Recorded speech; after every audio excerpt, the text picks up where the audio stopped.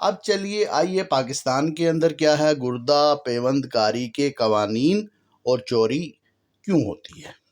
اب یہ قوانین کیا ہے اور یہ چوری کیوں ہوتی ہے۔ پہلی بات تو یہ ہے کہ جس نے یہ کام کیا ہے اسے کریڈٹ تو دینا پڑے گا، ٹھیک ہے، کہ transplantation of human organs and tissues act 2010۔ اب یہ 2010 بتا رہا ہے کہ یہ ایکٹ کب بنا، 2010 کے اندر۔ پاکستان میں گردے کی پیوند کاری کو قانونی حیثیت 2010 میں سابق صدر پاکستان آصف علی زرداری کے دور میں انسانی اعضاء اور ٹیشو پیوند کاری ایکٹ کے ذریعے ملی۔ اب یہ انسانی اعضاء اور ٹیشو پیوند کاری ایکٹ، یہی اس کا ترجمہ بنتا تھا اس ایکٹ کا۔ اس کے ذریعے جو ہے قانون بنایا گیا۔ یہ کوئی اتنا بڑا جو ہے لینتھی مضمون نہیں ہے کہ جس کو آپ نہیں پڑھ سکتے۔ آپ چاہیں اس کو، یہ انٹرنیٹ پہ آپ کو آسانی سے مل جائے گا، اس کو پڑھیں۔ اس کے اندر باقاعدہ طور پر یہ 2010 کے اندر یہ بات جو ہے قانون کا حصہ بنی، اور جس کے اوپر جو سگنیٹری ہیں وہ آصف علی زرداری صاحب تھے۔ انہوں نے سگنیچر کیے اور اس کو قانون بنایا کہ پاکستان کے اندر بھی آپ یہ جو اعضاء ہے ایک دوسرے کو دے سکتے ہیں۔ لیکن جو ہے یہ چیز آپ کے سامنے ہے۔ اب یہ 2010 کے اندر یہ جو کام ہوا، اس کی جو ابتدا ہوئی تھی وہ کیسے ہوئی وہ بھی بتانا بہت ضروری ہے۔ اس سے پہلے میں یہ بھی بتا دوں کہ یہ تصویر جو میں نے آصف علی زرداری صاحب کی لگائی ہے وہ اس وجہ سے لگائی ہے کہ آصف علی زرداری نے جب اس کی تقریب منعقد کی، باقاعدہ طور پر لوگوں کو بتایا، تو انہوں نے کہا کہ یہ جو میں ایکٹ پاس کرانے میں کامیاب ہو گیا ہوں، یہ جو فلسفہ تھا، اس کے پیچھے جو سوچ تھی، وہ محترمہ بے نظیر بھٹو شہید کی سوچ تھی، جس کی میں نے تکمیل کی ہے۔ اور آج کے بعد اس کے ذریعے جو ہے گردے کی جو چوری ہے یا اللیگل ایشوز ہیں وہ کم ہوں گے، اور لوگوں کو پاکستان کے اندر ہی سہولت میسر آ سکے گی۔ اور دیکھا یہی گیا کہ اس کے بعد پاکستان کے اندر یہ سلسلہ کم ہو رہا ہے کہ لوگ اللیگل طریقے سے ٹرانسپلانٹ کروائیں۔ اب یہ سلسلہ شروع کب ہوا تھا؟ 2007 سے پہلے پاکستان کے اندر کوئی قانون ہی موجود نہیں تھا کہ جس کے ذریعے آپ دل، جگر، گردہ یا جسم کا کوئی بھی عضو لے لیں، آرگن لے لیں، اس کو آپ ٹرانسپلانٹ یا تبدیل کروا سکیں۔ اب سپریم کورٹ آف پاکستان نے ایک رولنگ دی، جس کی وجہ بہت ساری درخواستیں تھیں اور میڈیا رپورٹس تھیں، اور اس وقت یہ بھی میڈیا میں رپورٹ ہوا کہ صرف لاہور کے اندر 10 ہسپتال ایسے ہیں جو غیر قانونی طور پر کیا کر رہے ہیں، گردے کی پیوند کاری کر رہے ہیں۔ اس طرح کی بہت ساری سٹوریز ہیں، آپ کو انٹرنیٹ پر آرام سے مل جائیں گی۔ تو انہوں نے، سپریم کورٹ نے رولنگ دی اور کہا کہ آپ transplantation of human organs and tissues bill 2007 لے کر آئیں۔ اب سپریم کورٹ نے تو اپنی رولنگ دے دی، لیکن اس وقت کے صدر جو تھے وہ تھے مشرف صاحب۔ اب جنرل مشرف صاحب جو کہ اس ملک سے بھی چھوڑ کے چلے گئے، ٹھیک ہے، آئین شکنی کا مقدمہ بھی ان کے اوپر ہے۔ ویسے تو بہت دلیر ہیں، یہ جرنیل ہیں، لیکن انہوں نے کیا کیا، انہوں نے اس وقت شاید کوئی ضرورت نہیں محسوس کی یا کیا مسئلہ ہوا، انہوں نے کیا کیا، اس وقت اس بل کو ایکٹ بنانے کے بجائے آرڈیننس جاری کر دیا۔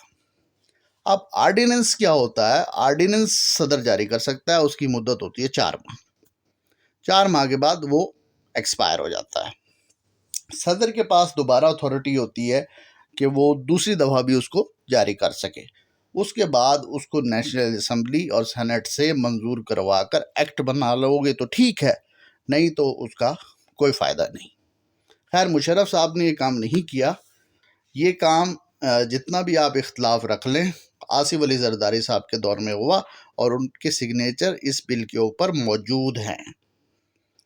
تو سپریم کورٹ کی رولنگ جو بھی تھی اس پر کس نے عمل درآمد کروایا؟ پیپلز پارٹی کی حکومت نے عمل درآمد کروایا۔ اب پاکستان کے اندر جتنے بھی ٹرانسپلانٹ ہو رہے ہیں وہ کس کی بدولت ہو رہے ہیں؟ جس نے اس کے اوپر سگنیچر کیے بھائی۔ ٹھیک ہے جی، آگے چلیے۔ اب مزید اس قانون میں کیا ہے؟ دنیا کی سب سے بڑی انسانی گردہ منڈی، افسوس کے ساتھ یہاں پر کہنا پڑ رہا ہے کہ گردے کی، کڈنی کی جو بگیسٹ مارکیٹ تھی، سب سے بڑی مارکیٹ تھی، سب سے بڑا جو کڈنی بازار تھا، لوگ یہاں پر آتے تھے، یہاں سے کڈنی باہر بھی جاتے تھے اور لوگوں کو باہر بھی بھیج دیا جاتا تھا کہ جائیں جی، آپ نے کڈنی جا کر وہاں پر کسی کو دینی ہے۔ تو اس طریقے سے مختلف طریقے استعمال کر کر مختلف ڈاکٹرز اس کے اندر انوالو تھے اور مختلف اسمگلر اس کے اندر انوالو تھے۔ وہ کیا کرتے تھے، پاکستان کے اندر سے سب سے زیادہ کڈنیز یہاں سے فروخت ہوتی تھی۔ اب یہ کون لوگ تھے جو اپنی کڈنیز دے رہے تھے؟ ایک تو وہ لوگ تھے غریب لوگ، مزدور لوگ، بے کس کسان، مزارے۔ اب ان کو کیا چاہیے؟ بیچاروں کو پیسے چاہیے، مجبور ہیں، وہ مجبوری کے تحت اپنے کڈنی جو ہے وہ فروخت کر دیتے تھے۔ اب ایک گردے کی قیمت تقریباً 50,000 سے لے کر 1,00,000 تک تھی۔ ایک گردہ کیا کر لیتے تھے، جس نے آگے اسمگل کرنا ہے وہ کیا کر لیتا تھا، 1,00,000 روپے دیے، ایک گردہ انسان کا لے لیا۔ اب وہ گردہ $30,000 میں فروخت کیا جاتا تھا۔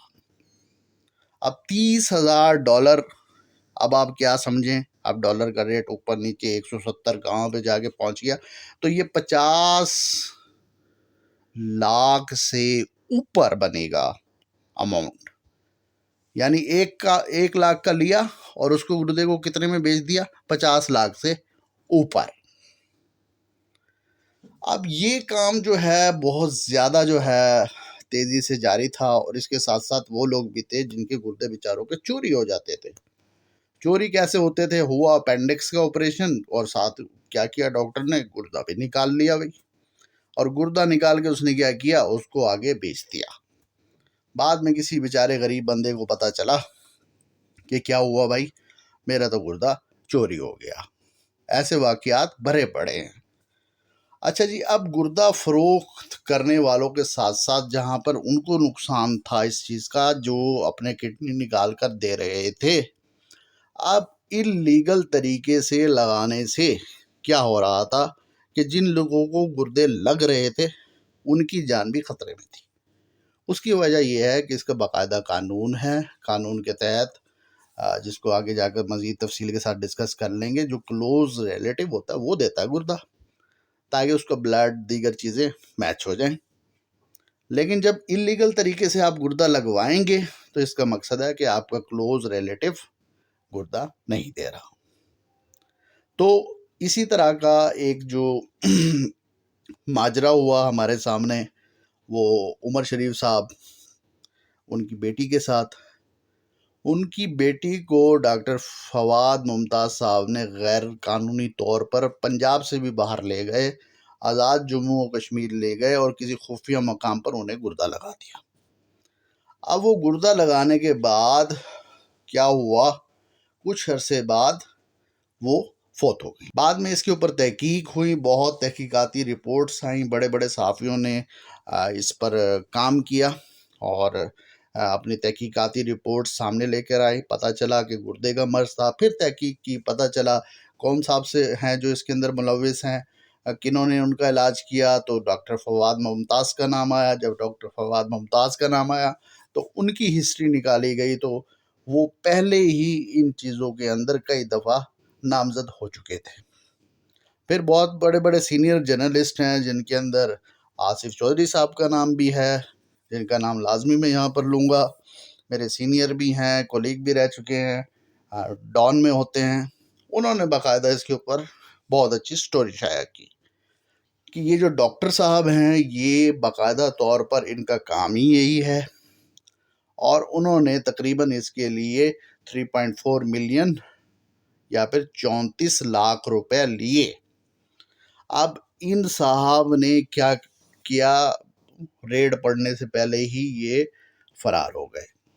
اس سے پہلے بھی یہ مختلف واقعات میں پکڑے جاتے رہے، لیکن یہ کیا کرتے تھے، ہائی کورٹ سے جا کر بیل لے لیتے تھے، عدالت گئے، ضمانت کرا لی، باہر آ گئے۔ اب 2019 پر انہی صاحب پر ایک الزام لگا کہ شاہد مسیح ایک کارپینٹر تھے، انہوں نے کیا کیا، انہوں نے ان سے کوئی علاج کروایا، بعد میں شاہد مسیح صاحب نے کہا کہ بھائی یہ تو میرا گردہ ہی نکال کر لے گئے۔ اب اس کیس کے اندر بھی آرگنز کی جو اتھارٹی تھی، ایف آئی کی ٹیمیں تھیں، ان کا شک انہی کے اوپر تھا۔ خیر اس کیس کا بھی کچھ نہیں بنا، اور اب تک یہ جو ڈاکٹر صاحب ہیں ان کا بھی کچھ نہیں بنا۔ جس ٹائم عمر شریف صاحب کی جو صاحبزادی ہیں ان کا انتقال ہوا، تو اس وقت یہ کیا ہے، اس وقت بھی علیل تھے، امریکہ کے اندر تھے، انہیں نہیں بتایا گیا، بعد میں انہیں پتہ چل گیا، خیر وہ واپس آ گئے۔ اب ان کا بھی انتقال ہو چکا ہے، تو یہ خیر جو چیز ہے رپورٹ کرنے سے تو نہیں ہم رک سکتے، یہ چیز تو رپورٹ ہوگی کہ بڑے بڑی شخصیات جو ہیں ان کی بیٹیاں یا بڑے بڑے لوگ اس کام کے اندر ملوث ہو جاتے ہیں۔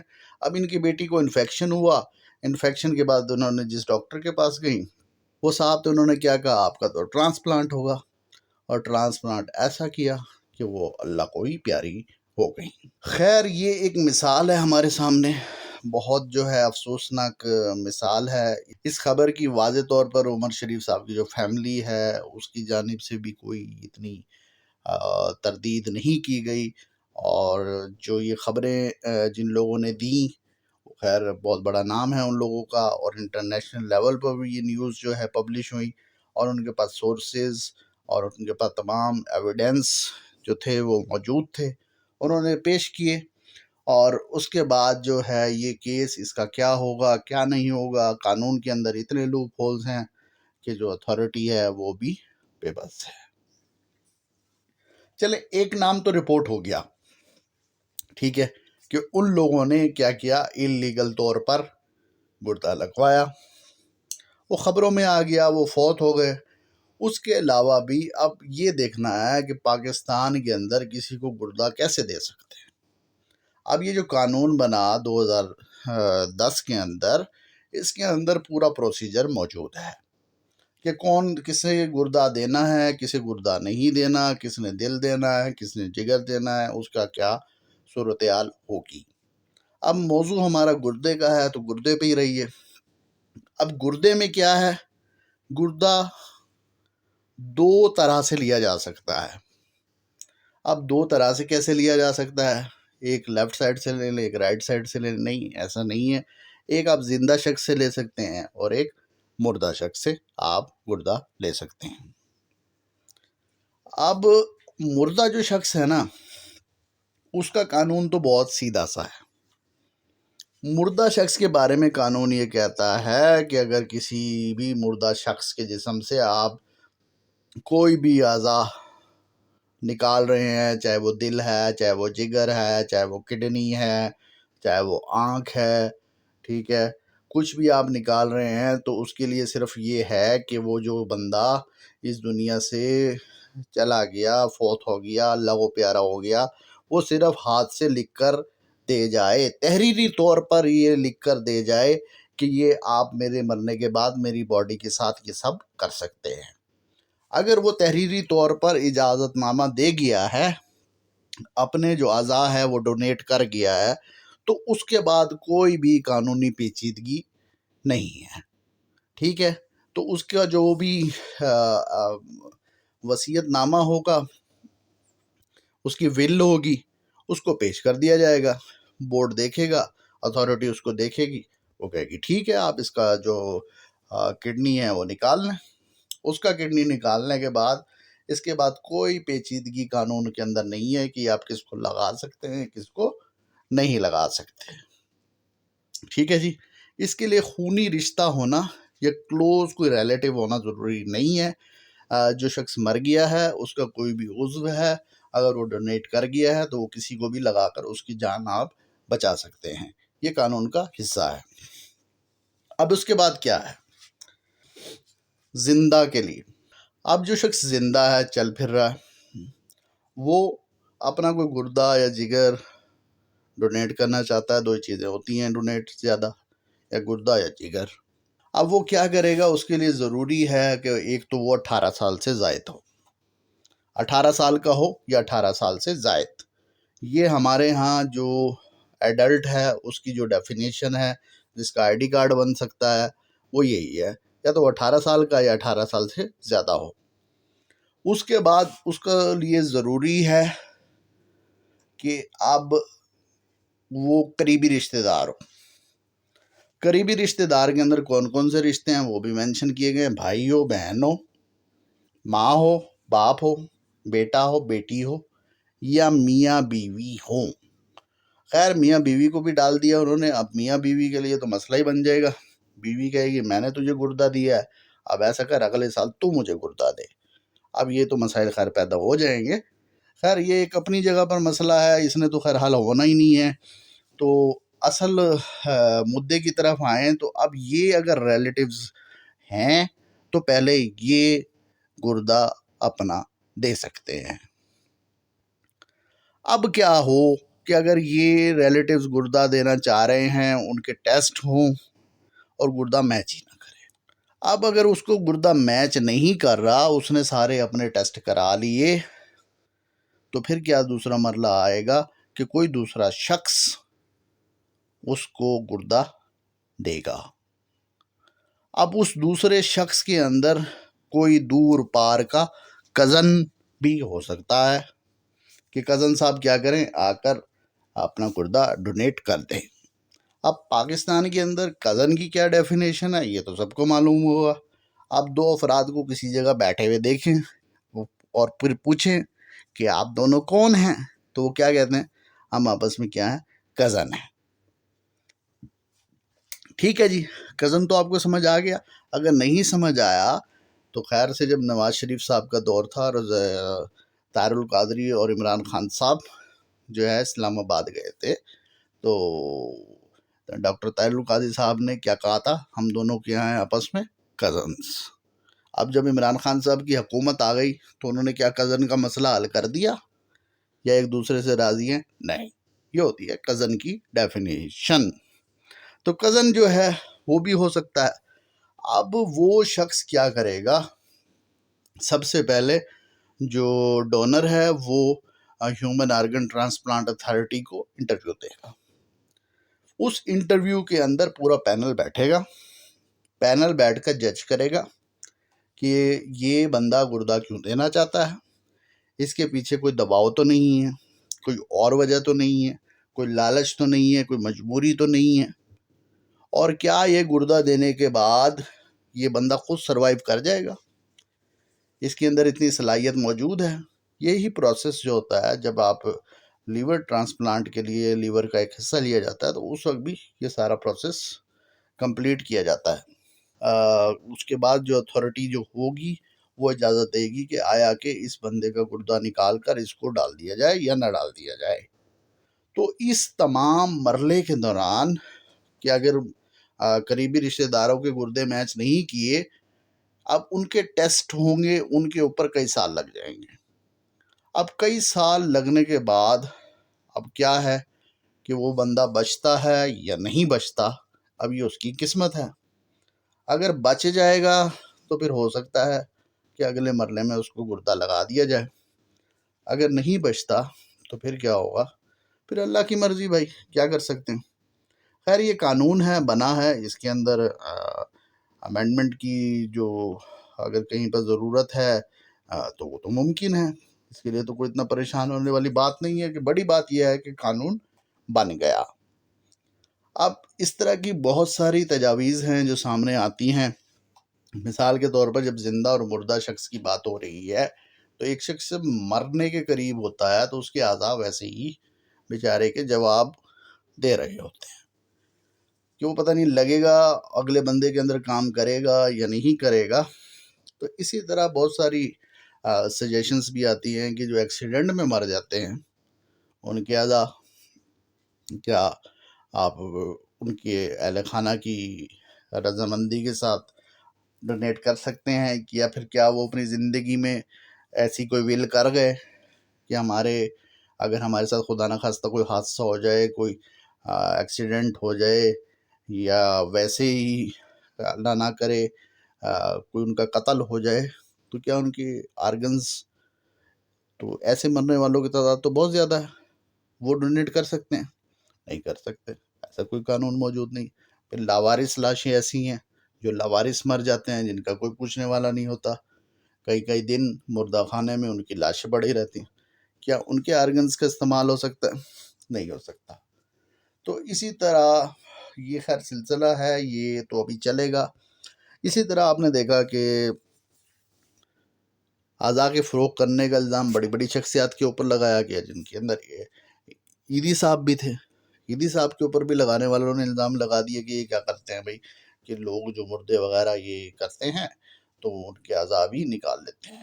خیر اس کا سچ سے کوئی تعلق نہیں تھا، نہ ہی الزام لگانے والوں کے پاس اس کا کوئی ثبوت تھا۔ اب یہ تو پاکستان کے اندر گردہ ڈونیٹ کرنے کی پالیسی ہے، اور اس ایکٹ کے اندر باقاعدہ طور پر لکھا گیا ہے کہ اگر کوئی شخص اللیگل طور پر ملوث پایا گیا، اس کو سزا کتنی دینی ہے، اس کو جرمانہ کتنا دینا ہے، اور اس کے علاوہ اگر کسی نے مس ریپریزنٹیشن کی کوشش کی کہ آ کر بتایا کہ میں اپنی مرضی سے یہ گردہ جو ہے وہ دے رہا ہوں لیکن ایسا نہیں ہے، وہ اس میں کہیں ملوث پایا گیا، اس کے لیے بھی باقاعدہ طور پہ سزا لکھی ہوئی ہے۔ اور اب تک جو صورتحال ہے، بہت سارے گروہ ایسے بھی ہیں جو پکڑے گئے ہیں، اور بہت سارے ہسپتال ایسے بھی ہیں کہ جہاں پر باقاعدہ طور پر اب لیور ٹرانسپلانٹ ہو رہا ہے، کڈنی ٹرانسپلانٹ ہو رہا ہے۔ وہ کس کی بدولت ہے؟ اسی کی بدولت ہے۔